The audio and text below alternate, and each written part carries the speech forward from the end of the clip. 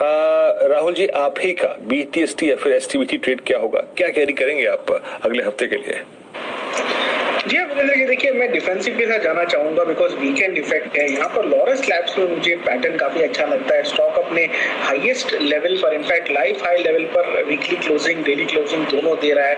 यहाँ पर I think आपको बाय करके चलना चाहिए। 400 मैंने जब स्टॉप लॉस दिया तब 450 का था, हालांकि 454 जो कि आज का लो है, ये भी स्टॉप लॉस लेके चल सकते हैं आप। 475 का लक्ष्य होगा सोमवार के सत्र के लिए। तो BTST के लिए लॉरस लैब्स बाय कीजिए।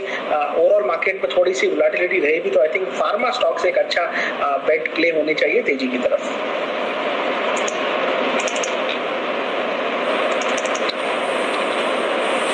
ओके, तो यहाँ पे आपका जो ट्रेड होगा लॉरस लैब में करीब करीब 475 के टारगेट के लिए आप 450 के स्टॉप लॉस के साथ इसे आप लॉन्ग करेंगे।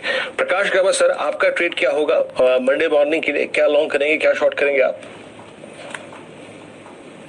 वीरेंद्र, मुझे लगता है लुपिन पर ध्यान देना चाहिए। लुपिन में बहुत अच्छी तेजी है, जो बार बना हुआ है बढ़िया है। 1060 का स्टॉप लगाना चाहिए और मेरा जो टारगेट है 1120 का है।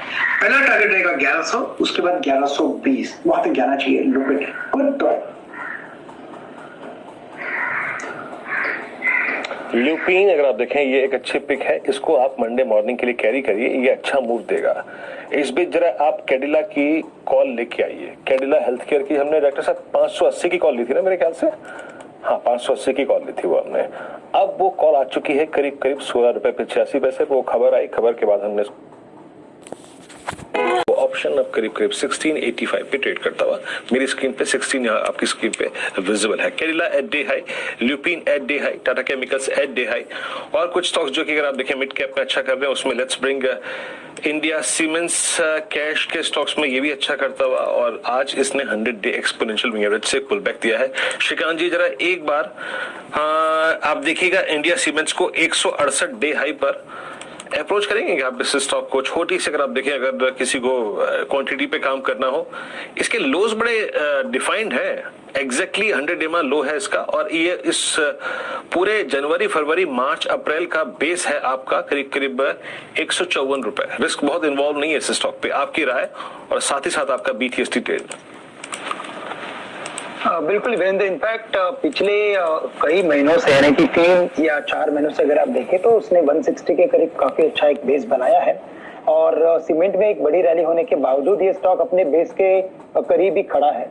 तो एक बात तो क्लियर है कि यहाँ पे इसमें जो सेल ऑफ है उसमें रिजेक्शन है, तो सेल ऑफ एटलीस्ट नहीं आ रहा है और ऊपर में चलने के लिए शायद ट्रिगर नहीं है, लेकिन अगर रेंज बाउंड अगर एक्टिविटी है तो ये काफी अच्छा ट्रेड हो सकता है। एक लोअर बाउंड्री पे अवेलेबल है।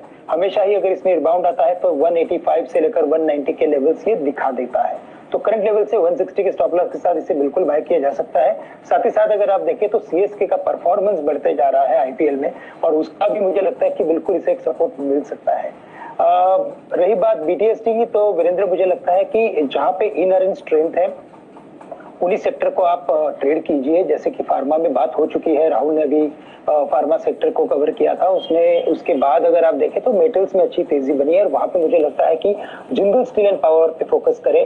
437 435 के करीब ट्रेड कर रहा है, 455 से लेकर 460 के लेवल से दिखा सकता है। तो करंट लेवल से इसे बाय करके चले और 425 रुपए का स्टॉप लॉस आप रख सकते हैं।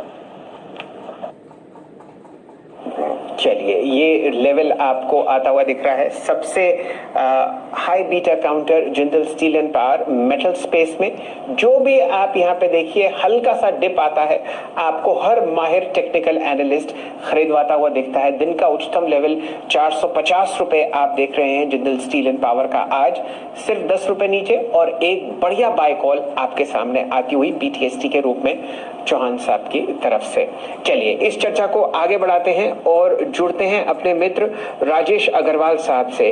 राजेश जी, अपनी रिसर्च हैट हटाइए और ट्रेडर हैट पहनिए और बताइए कोई बढ़िया स्टॉक जो आप मंडे के लिए ले जाना चाहते हो।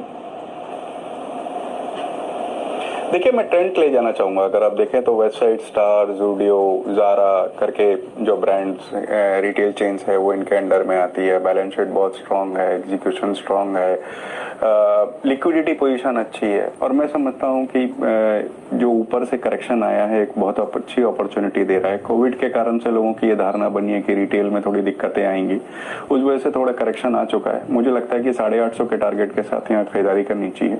दूसरा एक स्टॉक और बोलना चाहूंगा, एप्कोटेक्स लेटाइस का। अगर आप देखें तो पॉलीमर बनाती हुई एक कंपनी जो टायर्स, फुटवेयर वगैरह में इस्तेमाल होते हैं, डेट फ्री कंपनी है, और पिछले 2 तिमाही के नतीजे बहुत ही ज्यादा शानदार आए थे और उम्मीद है कि इस तिमाही के भी अच्छे आएंगे। तो एप्कोटेक्स लेटाइस में हमारी लेटेस्ट में हमारी 225 रुपए की टारगेट है। तो ये 2 कॉल है।